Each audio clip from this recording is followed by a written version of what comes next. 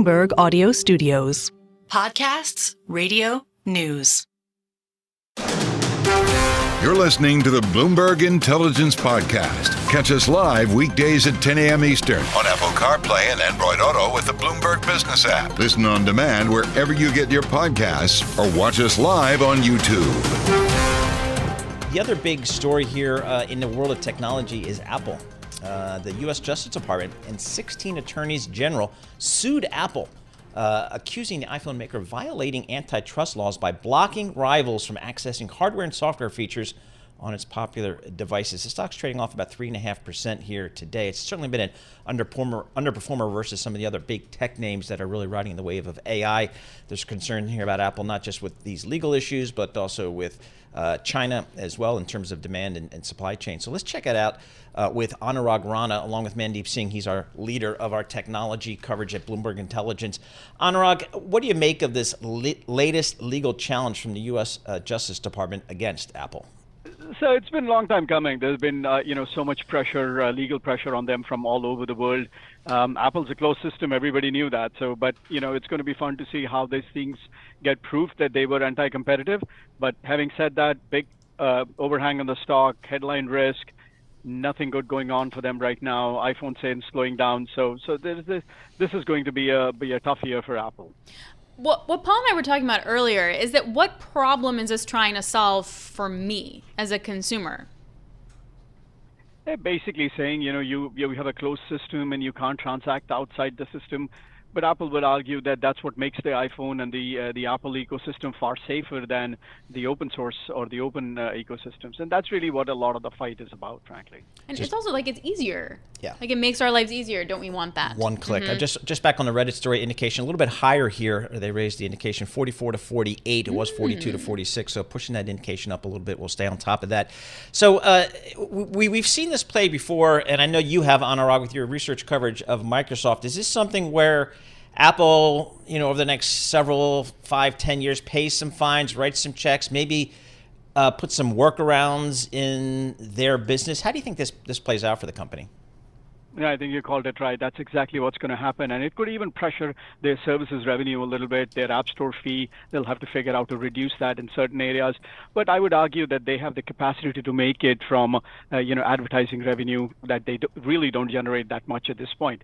So, the ecosystem is there. I don't think you can you shake that. But it's going to be, as I said, a headline risk for the stock for a long time now. What do you think resolves it? Like, if they fix this issue, is there something else that's going to happen? When is the bottom for this? Yeah, I think it's going to be a mix of a little bit of fines plus some compression in the fees that they charge. But I don't think any structural change is going to come out of how Apple does it. I mean, that doesn't sound good, though, does it? Like, that feels like a big overhang to have to reevaluate. Well, this is something that, and Anurag remembers this, this is something that I think the market learned from the Microsoft situation, which was a 20-25 year issue, that at some point, and even the tobacco industry, you just kind of power through this overhang. What's the company saying, Anurag, when they talk about these issues? Yeah, they're going to fight that. And, it would have been a different story if iPhone sales were really good. But the problem is iPhone sales are also not good. The product sales are not there. So there isn't much to hang your hat on. If you're an investor, you're looking at, 2% growth in terms of top line, maybe 5% bottom or EPS. So it's not that exciting right now. Now, that may change if by summer or by the end of this year we find out they've done a deal with Google and they are able to use Google's large language model on their phones, and that leads to faster refresh cycle of the iPhone. So there is some hope, but there is a lot of ifs and buts in between. So if I'm looking at just valuation real quick, is it worth 26 times estimated price to earnings here? I try not to look at estimated earnings. I try to look at free cash flow, 100+ billion, growing at 3 to 5% for a long period of time. There isn't a company that has better financials than this one. So if I was to look at from that point, the yardstick is a bit different. Yeah, it's interesting. I think this June developer conference is going to be key for Apple. They need to try to get an AI narrative out there for the company. Anurag Rana, thanks so much for joining us. Anurag Rana, Senior Technology Analyst for Bloomberg Intelligence, just talking about the Justice Department suing Apple. They got some issues there they're going to have to work around. It's going to be a long drawn-out process as they typically are. The question is, how does the stock perform with that overhang? You're listening to the Bloomberg Intelligence Podcast. Catch us live weekdays at 10 a.m. Eastern on Apple CarPlay and Android Auto with the Bloomberg Business app. You can also listen live on Amazon Alexa from our flagship New York station. Just say, Alexa, play Bloomberg 1130. All right, now we all turn to Reddit here. Mandeep Singh joins us. He's a senior technology analyst for Bloomberg Intelligence. Reddit, is this just another social media company like a Pinterest, like a, I don't know what, like a smaller Meta? What is Reddit? Yeah, I think the best way to think about Reddit is it's very similar to Twitter. Okay. In the sense that it is a community interest-based platform. But the difference is, obviously, we've heard about Wall Street bets and, how meme stocks really originated and the whole trend originated on Reddit. So it's got a different type of community aspect to it. And in terms of user base, it's very similar to Twitter or Pinterest or Snapchat. So it's of the same size. The one big difference is Reddit's engagement when it comes to DAUs to MAUs, So which it's is daily active users to monthly active users. You want them to be more active, right? Exactly. Okay. And so that's where they have struggled over the course of their 15 to 18 years is... Years, folks, not months or Yeah, it's quarters. been like, haven't they been around for like 20 years? They have been around for 18 years. I mean, that's something. Still So not making money. I know, that's the thing. So I'm just wondering, like, what they want to get out of this. What would success look like for this IPO, based on the fact that they're an unprofitable social media company? That's not like a popular sentence to say. Yeah, and social media companies, the ones that have done well are the ones with scale, and notably Meta.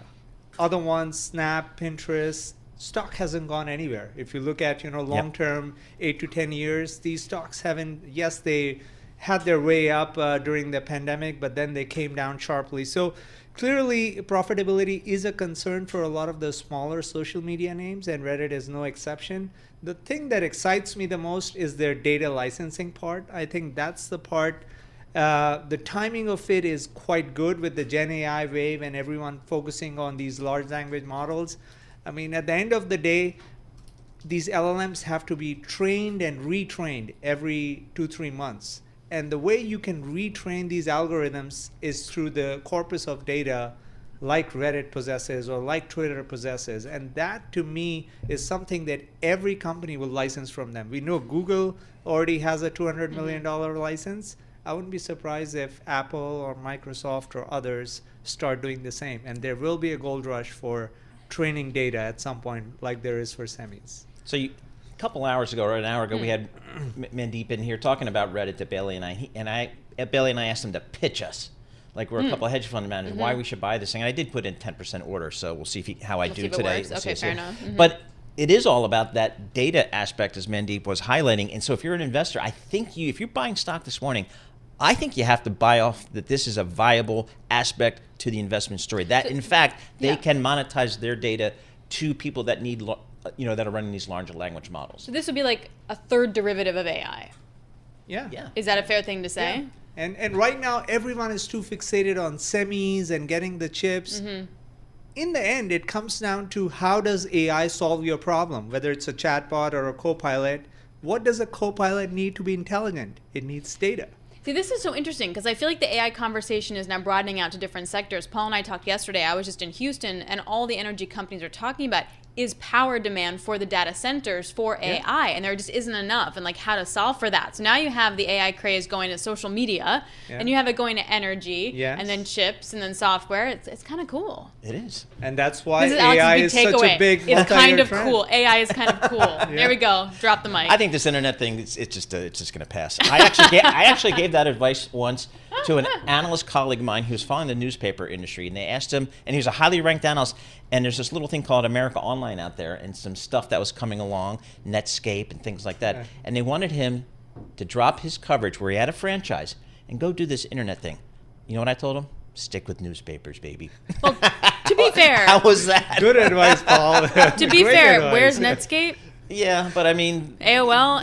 he Okay. Fortunately, he ignored me and went on to great fame and fortune. So good for Lanny. Okay, so what's the feeling out there about digital advertising in general? Because that still is, at least in the near term, the big driver for Reddit.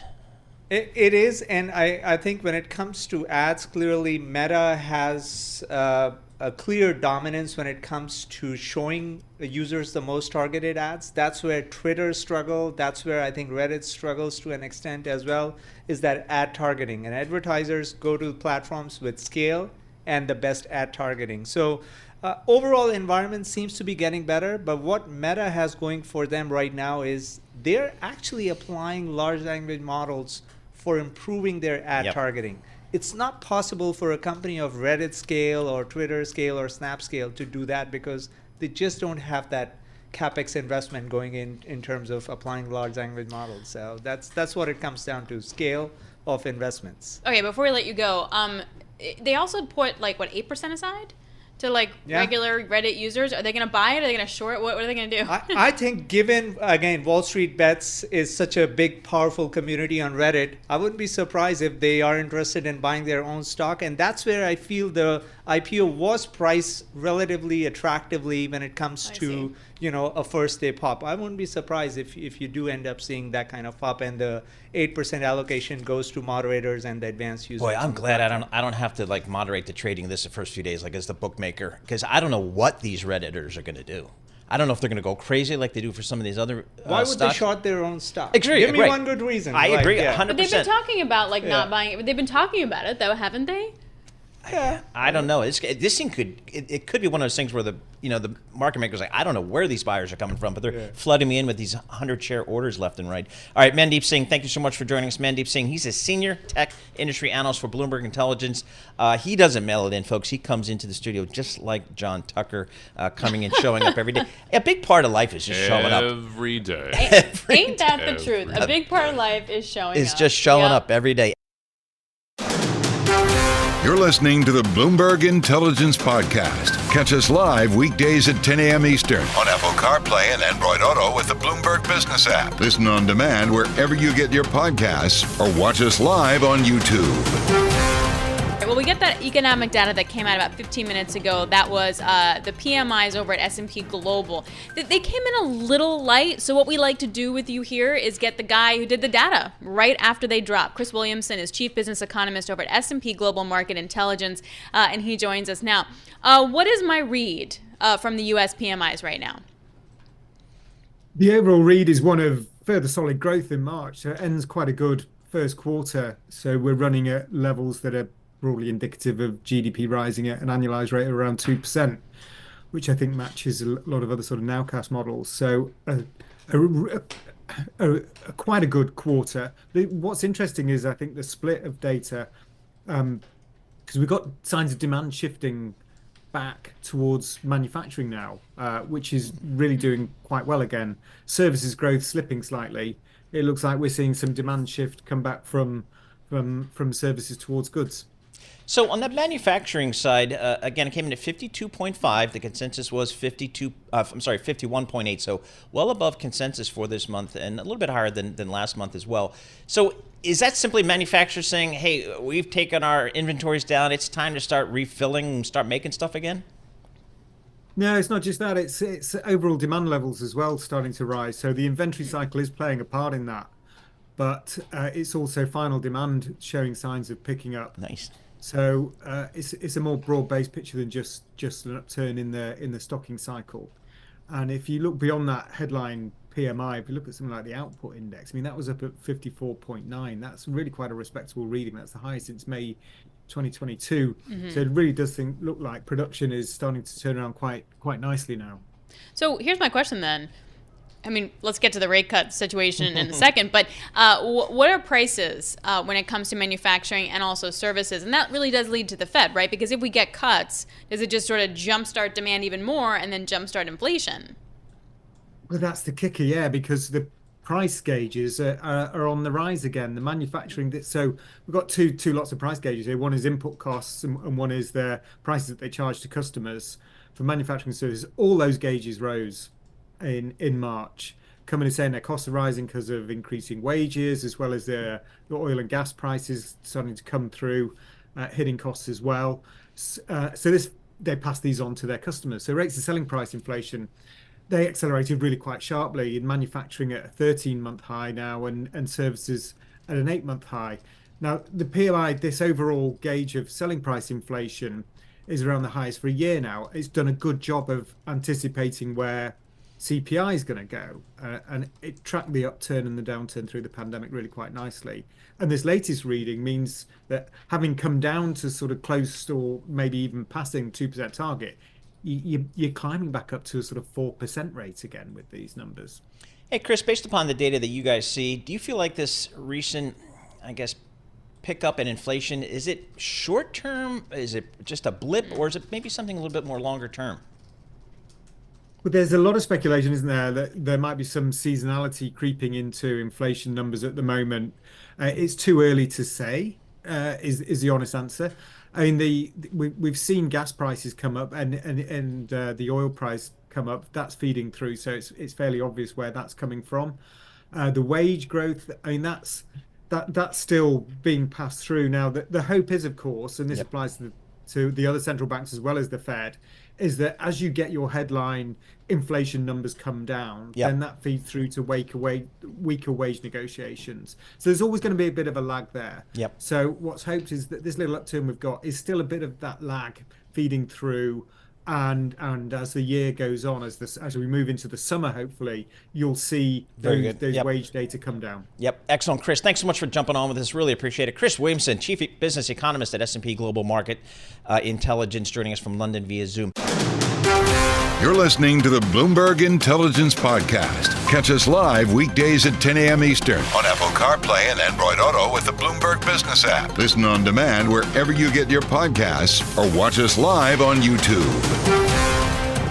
I want to get more insight here and sort of how you manage the momentum, how you manage the market. Nicole Webb is Senior Vice President, Financial Advisor at Wealth Enhancement Group, and she joins us now. Okay, you can't get in the way of this momentum, right? No, you really can't. Do you buy into it? You do. Even at these levels? I'm sorry, but you do. See? And I think this is where it's an interesting moment, and it's supported by the breadth we're seeing in the Russell. It's supported by credit spreads. It is supported by earnings. You take Fed off the table, you still can look at earnings and profitability. And then you look at the forefront of digitization. And you mentioned Micron, and here we see just so clearly the thirst, the hunger for the next leg of AI. And it's interesting. So storage, speed, all of these things. And then we had, for a lot of people, it was another confirming piece of data. Astera Labs comes out public yesterday. The stock just rips. It was up 70% yesterday on its first day of trading. It's up another 19% today. Again, I guess you could say, well, it's like one of our reporters' sources said, well, of course this thing ripped. My mother could have taken this public. That's how good a story it was. Right. But still, it's a great performance. We're going to see with Reddit, see how that trades today. But the IPO market's maybe a little bit of a confirming factor here. Yeah, I think the IPO market is really interesting, and I think there's going to be differences in the names that are brought forward. The one thing I want to go back to when we think about going down the cap spectrum, when we think about investors taking bets, maybe on names that they don't know at the headline level in the same way. What we also know intrinsically is that there's been trimming of positions. If you had a Meta in your portfolio and it was 3%, it's now 9%. You trim that back to 5%. And so you're hearing some of these megatech names likened to being ATM machines for reinvestment. And so, the amount of cash that was on the sidelines and then the trimming of positions. And so you're seeing some of this down the cap weighting momentum trade and even that little bit of fade out that we're seeing in momentum around semis. And so when we look to the IPO market, Reddit's going to be a really interesting test case in that it's not profitable. It's been around for a long time. What is that narrative, though, about the deep language that they own? What kind of learning? What can you translate that into? And I think that story's yet to unfold, but we have to see kind of what enthusiasm comes from that narrative. We were just talking about like Reddit being a third derivative AI play because of the language models needed. So that sort of is different than just, hey, you're an unprofitable social media company at the end of the day. Okay, so help me understand what the next catalyst is going to be. Deutsche Bank was talking over the weekend that, maybe we priced in sort of higher growth and higher inflation, higher for longer rates now. So it's really going to be the growth narrative that leads. Others are saying, no, straight up fundamentals, straight up profit. Like, what is going to be the thing now? Yeah, I think that those two things are intrinsically true. We went from a Fed pivot. I mean, it was called a pivot. I don't know if it was really the pivot, but back in December, a little bit, the wording's a little strong for me. Then we went into the momentum of AI, and then all of that was supported by earnings, by GDP revisions to the upside, above trend growth expectation. You have Visa, who just continues to say the consumer actually looks pretty good. When we put all of that together, what you get is just this fundamental belief that companies will continue to be profitable, that earnings will be there. We were so unsure of the 10%, earnings per share growth that was baked into the S&P at the beginning of the year, and now that sounds likely. And so you have kind of all of this momentum. The more interesting thing, I think, is what is that catalyst to the first pullback here? And then is the pullback a self-fulfilling prophecy for everybody who's been sitting on the sidelines feeling like they missed the opportunity, and so it's short-lived? And I think that's where I continue to say the same thing. I'm grateful to not be a trader in this market. I am grateful to be an investor in this market. This market has a lot of opportunity for investors. One of the names is really missing out arguably on the AI plays, Apple. Yes. And that's one of the big issues. I know they're having a developer conference in June, but what's your take on Apple here? Have they missed AI? I can't imagine, but they're certainly late to it, I guess. Okay, so I'm not everybody's favorite in our investment committee meetings right now because I'm bullish on Apple. Okay. I mean, I find a lot, I think they're playing chess, not checkers. I mean, not to use that analogy, but when you step away from the production of cars, but below the surface there's a lot coming with Apple CarPlay, that's interesting to me. What if it is more of a technology development and watching the likes of Tesla there's just nothing positive that's coming out of, right now the narrative around Tesla is, oh, should we price them like a car company? Right. Because, what if you spin off robotics? When I think about the Apple just saying, we're going to use Gemini, well, that's natural. You were using Chrome already. I already think it's interesting that with Gmail, we have so much deep language learning accessible to Google. So, for me, I think the next leg of AI has the potential to really be the ISO operating platform, the hardware sales, and the services infrastructure that goes hand in hand. Because if you continue to be the platform for application-based technology, then you're going to need the systems behind it to operate. And the thing with Apple is, as we know, the car thing aside, is that they get into all of this stuff. They just get in late. They want to see what everyone else is doing. They want to see the best model, and then they're going to spend money to do it. So would you be buying Apple as a valuation play looking ahead to that? Or just buy Apple because, why not? We all have iPhones. You got to keep it. I think you can buy Apple for both of those reasons. Okay. I mean, where it sits today, it's not historically cheap and it's not historically expensive. And I don't think that the last launch of the iPhone, and I say this as an I statement because, again, there's a lot of people out there who wouldn't be of consensus with this, but they launched the last iPhone to buy themselves time. I believe that the next iterations of iPhone are meaningful and they drive sales globally because there will need to be a platform. When we look at some of these analyst reports out of Meta or we hear what they have in store, when they build upon the Meta platforms, they want to bring in applications that generate revenue where people can buy add-ons to lay over AI. All of that has to be supported. Speed, memory, battery life. I mean, you can go on, and Apple is the products platform for that. But are you worried about the China exposure, though? I think the China exposure continues to be incredibly opaque and slightly confusing. And I believe that the read-through from China affects businesses across the board always. But I wouldn't say that's a reason to not invest in Apple. Interesting. How about Intel? Let's talk about, tech 1.0, if you will. Yeah. Intel and onshoring production of chips is also feels innately necessary. Yep. And government support to bring us up to speed to propel that forward quickly seems also necessary. You had the CEO of NVIDIA a few weeks ago, 3 weeks ago now already, sitting in Dubai saying all countries need to be sovereign producers of chips. I mean, it is just going to be that necessary. I think there was some confusion over some money going to Taiwan Semi, some money going to Samsung, but at the end of the day, to onshore that piece of supply, it's going to take 3 to 4 years. And so we also need to continue to have access to the production today. I mean, just on Apple, some news crossing tape, U.S. Justice Department sues Apple in antitrust case over iPhone. 30 seconds, how do you kind of factor that in? I think that it's a constant. I mean, the antitrust is a constant, especially with all of these big technology names. How you think about that, you don't want the big to get so big that they can own everything.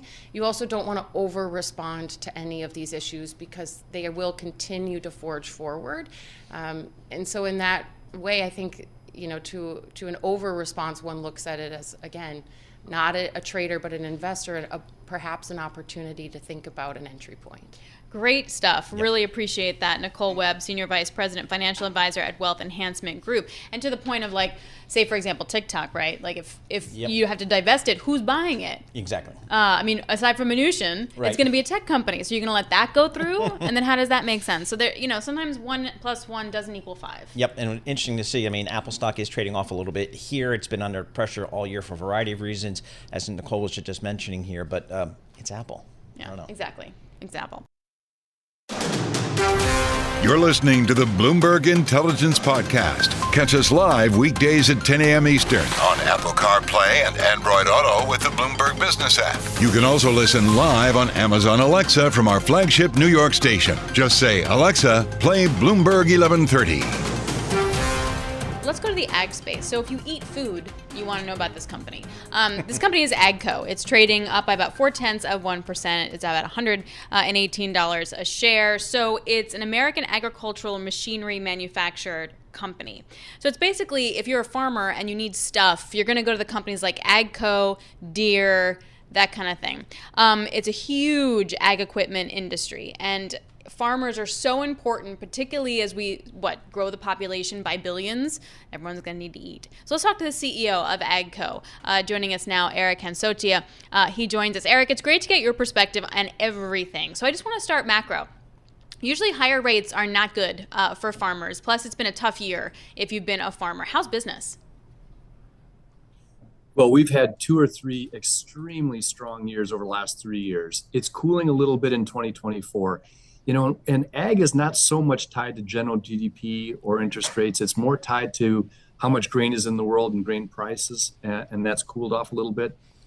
Higher interest rates is a bit of a headwind because most of these farmers finance their equipment, and that costs a little bit more to when they want to finance. So it's a little bit of a headwind, but not the biggest issue.